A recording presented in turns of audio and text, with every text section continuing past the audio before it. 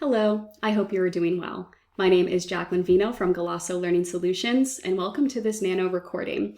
Today we are going to cover a very exciting topic, which is Statement on Standards for Attestation Engagements, number 23, which is another new standard relating to, you guessed it, quality management.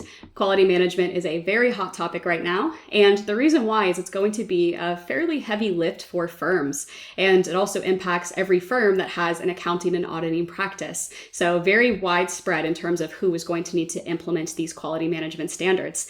Today, what we are going to cover primarily, though, are the updates from SSAE 23 as it relates to the attestation standards, and it impacts a variety of engagements. So we're going to have some amendments to agreed upon procedure engagements, examination engagements, and also review engagements. And basically what SSAE 23 does is it takes the quality management standards and it essentially applies it to these specific types of engagements. So we have a lot of information to get through. So with that being said, let's go ahead and get started.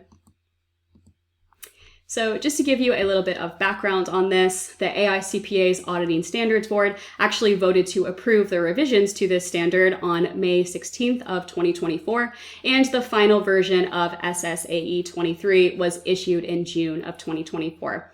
Although this standard was very recently issued, it is by no means a new concept. SSAE 23 is really just another piece of the very large quality management puzzle. Just to give you a little bit of history on this, the AICPA initially issued something called a suite of standards back in June of 2022. So they basically issued 4 standards at the exact same time. It was the AICPA, and it was also the Accounting and Review Services Committee as well. And they issued 4 interrelated standards on quality management. So they issued SQMS number 1, SQMS number 2, SAS 146, and SARS 26. So SQMS 1 is basically the firm's system of quality management. It's kind of the base layer of what is the system of quality management that firms are going to need to implement. SQMS 2 is a little bit more specific. It covers very specifically engagement quality reviews. And SAS 146 basically takes the quality management standards and it applies it specifically to audit engagements. And SARS 26 essentially does the exact same thing as SAS 146. It takes the quality management standards and it applies it specifically to SARS engagements. So for example, compilation engagements and review engagements. And there are really a lot of changes that came from the issuance of this suite of standards.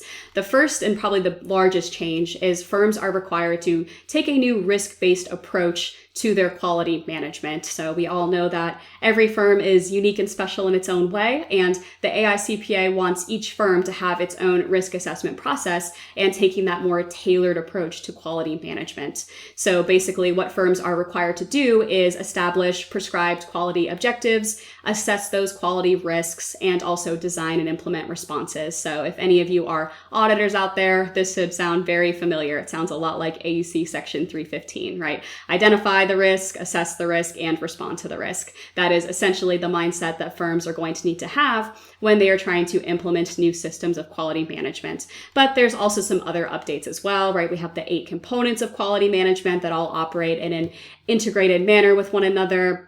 There's more robust requirements for firm leadership and governance requirements. There's some enhanced monitoring and remediation processes. And there's also new requirements for network and service providers because those have been more popular over the past couple of years. So we have audit engagements covered, right? We have SAS 146. We also have SARS engagements covered. We have SARS 26. But what about attestation engagements? So that's when SSAE 23 really comes into play. So basically it's going to apply the quality management standards to these specific types of engagements. This new standard, as you can see here, is going to amend several other SSAEs to make them consistent with the AICPA's quality management standards. As you can see here, though, we're also going to amend assertion-based examination engagements. This is basically when the accountant obtains reasonable assurance, right, when they're looking at that subject matter and carrying out an examination engagement. Also, we have review engagements. Right? This is when we're going to go in and do some review procedures and have some limited assurance here. And last but certainly certainly not least, SSAE 23 is also going to amend agreed upon procedures engagements. When we go in and we perform those specific procedures on underlying subject matter without providing any sort of an opinion or a conclusion, right? So assertion-based examinations have reasonable assurance and review engagements have limited. Agreed upon procedure engagements don't have anything. So that's basically what SSAE 23 is going to be impacting here. It's going to be all of these types of engagements. And you might be asking, okay, it's impacting a lot of different engagements. What is actually the primary update though? The primary update is right here. So basically, I would say one of the most significant changes from SSAE 23 is they basically deleted a term. So we used to have this term called other practitioner. They basically deleted that and they replaced it with two new terms. The first one is a participating practitioner and the second one is a referred to practitioner. And the reason for this terminology change was to distinguish between practitioners who are on the engagement team and practitioners who are not on the engagement team. And additionally, the performance and reporting requirements were also revised as well to differentiate between the participating practitioner and also the referred to practitioner. So that's the primary amendment. It's really just removing that old term and replacing it with two new terms to be a little bit more specific and to align with SQMS number 1.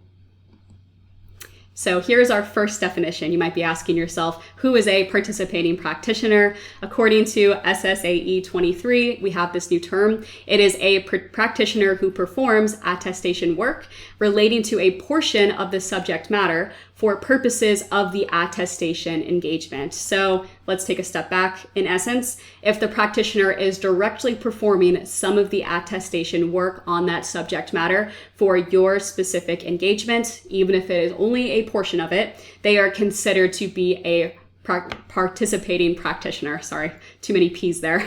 So the participating practitioner is working on items that are specific to your engagement team, right? So they are not on a different engagement team, they are on yours. Therefore, they are considered to be part of the engagement team. So let's just take a step back high level. The participating practitioner is part of the engagement team according to this revised and new definition.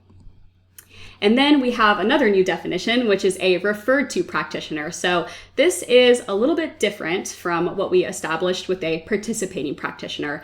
This is somebody who performs a separate attestation engagement over a portion of the subject matter to which the engagement partner determines to make reference in the attestation report. So in essence, they are working on a separate engagement entirely, and the engagement partner is just trying to determine whether or not to make reference to their work. So as you can see, there's definitely some differences between this new term and our previous new term of a participating practitioner. They're actually working on the engagement team with you. In this case, a referred to practitioner is not considered to be part of the engagement team, right? So just trying to keep those nuances and those terminologies separate. This is a primary update from SSAE 23.